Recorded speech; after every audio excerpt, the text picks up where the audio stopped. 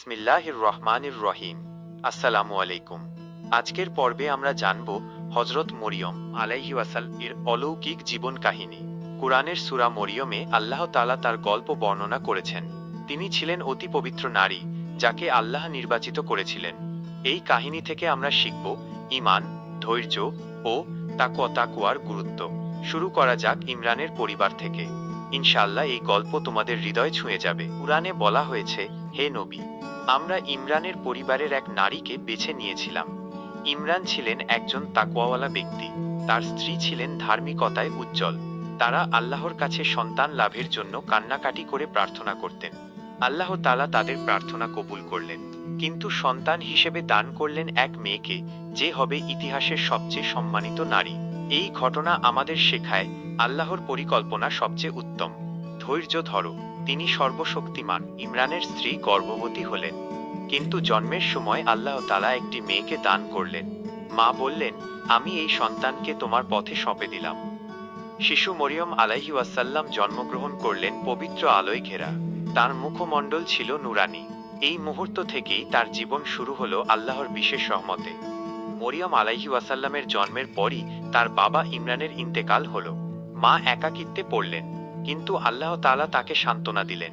এই ঘটনা মরিয়ম আলাইহি ওয়াসাল্লাম এর মায়ের ধৈর্যের পরীক্ষা নিল। তিনি আল্লাহর উপর ভরসা রাখলেন। জীবনের কষ্ট আমাদেরকে কাছে টানে।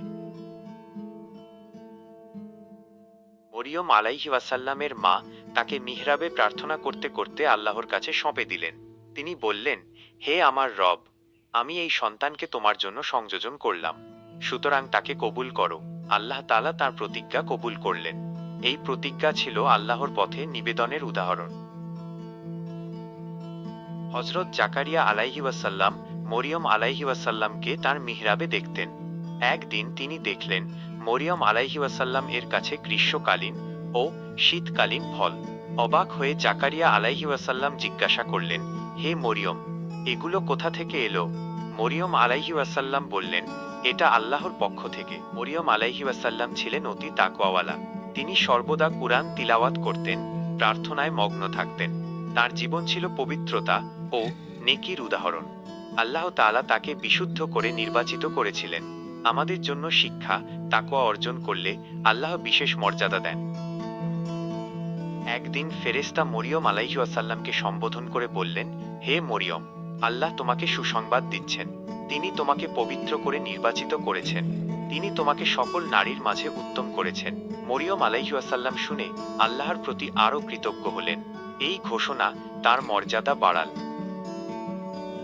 হযরত জিবরাইল আলাইহি ওয়াসাল্লাম মানুষের আকৃতিতে মরিয়ম আলাইহি ওয়াসাল্লামের কাছে এলেন। তার আগমন ছিল অলৌকিক। মরিয়ম আলাইহি ওয়াসাল্লাম তাকে দেখে সতর্ক হলেন। জিবরাইল আলাইহি ওয়াসাল্লাম শান্ত স্বরে কথা বললেন। এই মুহূর্ত কুরআনের একটি মহান ঘটনা। আল্লাহর ফেরেশতা সত্যবাদী। জিবরাইল আলাইহি ওয়াসাল্লামকে দেখে মরিয়ম আলাইহি ওয়াসাল্লাম ভয় পেয়ে পর্দা ফেললেন এবং বললেন, আমি তোমার থেকে আল্লাহর কাছে পানা চাই, আমাকে ছেড়ে দাও। তার ভয় ছিল পবিত্রতার প্রকাশ। জিবরাইল আলাইহি ওয়াসাল্লাম বললেন, ভয় করো না। এই দৃশ্য আমাদের শেখায় নারীর পর্দা ও তাকওয়া ইসলামের সৌন্দর্য। জিবরাইল আলাইহি ওয়াসাল্লাম বললেন, হে মরিয়ম, আল্লাহ তোমাকে সুসংবাদ দিচ্ছেন। তিনি তোমাকে পবিত্র করে নির্বাচিত করেছেন। কুরআনে বলা হয়েছে, আল্লাহ তোমাকে ঈসা ইবনে মরিয়ম নামে এক সন্তান দান করবেন। সে হবে দুনিয়ায় ও আখিরাতে সম্মানিত এবং রাসূলদের নিকটবর্তী। এই অলৌকিক সুসংবাদ শুনে মরিয়ম আলাইহি ওয়াসাল্লাম বিস্মিত ও ভীত হলেন। তিনি বললেন, হে আমার রব, আমার গর্ভে সন্তান কিভাবে আসবে? আমি তো কোনো পুরুষ স্পর্শও করিনি। তার এই প্রশ্ন ছিল পবিত্রতা ও বিস্ময়ের প্রকাশ। জিবরাইল আলাইহি ওয়াসাল্লাম শান্তভাবে উত্তর দিলেন। জিবরাইল আলাইহি ওয়াসাল্লাম বললেন, আল্লাহর উপর কোনো কঠিন নেই। তিনি যাকে চান সন্তান দান করেন।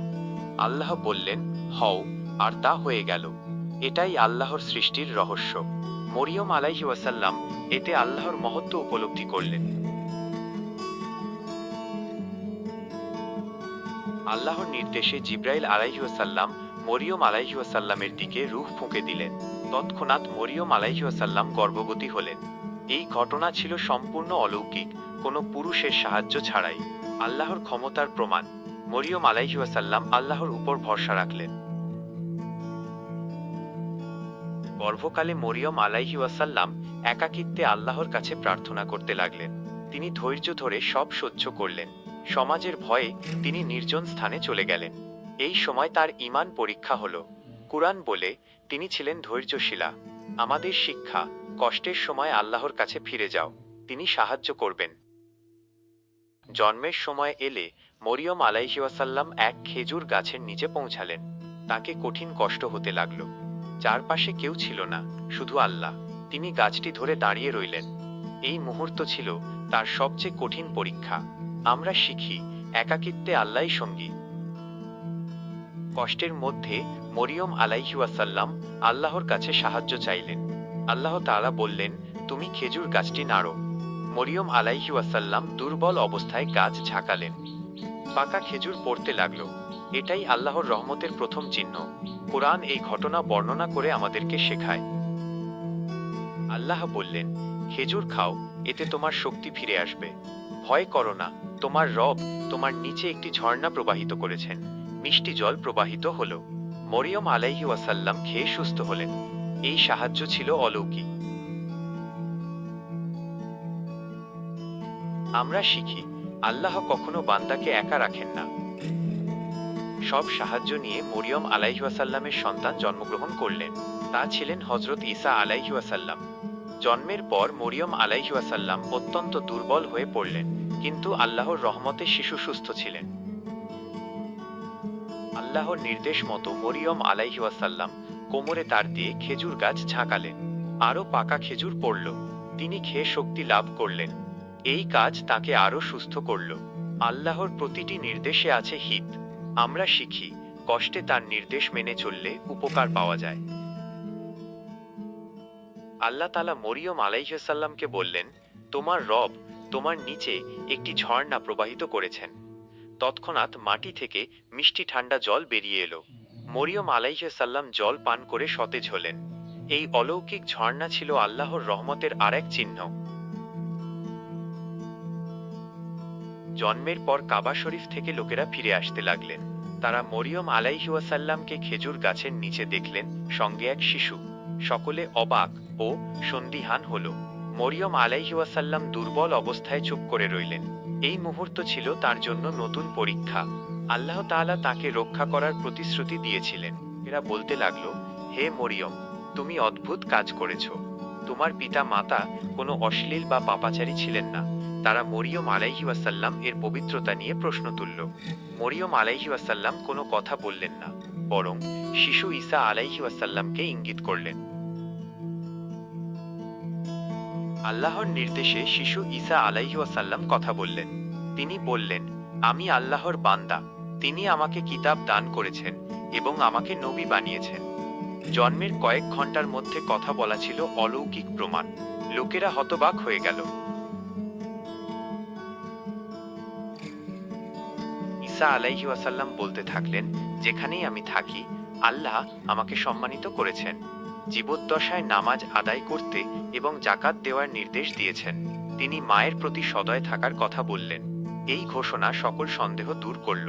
মরিয়ম আলাইহিস সালাম এর সম্মান ফিরে পেল। লোকেরা ঈসা আলাইহিস সালামের কথায় বিস্মিত হল এবং বলল, আমরা এক কথা বলতে পারি না এমন শিশুর সঙ্গে কথা বলি কি করে? কিন্তু আল্লাহর প্রমাণ স্পষ্ট ছিল। এই ঘটনা মরিয়ম আলাইহিস সালামের নির্দোষতা প্রমাণ করল। কুরআনে এটাকে মানুষের জন্য হিদায়াত করা হয়েছে। সূরা মরিয়মের আয়াতগুলো এখানে রিসাইট হোক। তিনি আমাকে নবী বানিয়েছেন, যেখানেই আমি থাকি সম্মানিত করেছেন। এই আয়াত মরিয়ম আলাইহিস সালাম ও ঈসা আলাইহিস সালাম এর মর্যাদা বর্ণনা করে। কুরআনের এই অংশ আমাদের ঈমান বাড়ায়। শোনা ও বোঝার মাধ্যমে আমরা শিক্ষা লাভ করি। মরিয়ম আলাইহিস সালাম হলেন সকল নারীদের মাঝে সর্বোত্তম। আল্লাহ তাকে পবিত্র করে নির্বাচিত করেছেন। তার জীবন ঈমান, তাকওয়া ও ধৈর্যের উদাহরণ। কুরআনে তাকে স্বতন্ত্র সূরা দেওয়া হয়েছে। আমরা মহিলাদের জন্য এই গল্প থেকে অনেক শিক্ষা পাই। তার মতো পবিত্র জীবন গড়ি। এই কাহিনী থেকে আমরা শিখলাম, আল্লাহর উপর ভরসা, ধৈর্য ধরা, কষ্ট সহ্য করা এবং সত্যের জয়। মরিয়ম আলাইহি ওয়াসাল্লামের জীবন আমাদের বলে তার পরিকল্পনা সর্বোত্তম। আমরাও জীবনে এই শিক্ষা কাজে লাগাই। ঈমান শক্ত করো, আল্লাহ সাহায্য করবেন। জান্নাতের পথ এটাই। আজকের পর্ব এখানে শেষ। হযরত মরিয়ম আলাইহি ওয়াসাল্লামের কাহিনী তোমাদের ভালো লেগেছে জেনে খুশি হব। লাইক, কমেন্ট ও শেয়ার করো। সাবস্ক্রাইব করে বেল আইকন চাপো পরবর্তী পর্বের জন্য। আল্লাহ হাফেজ।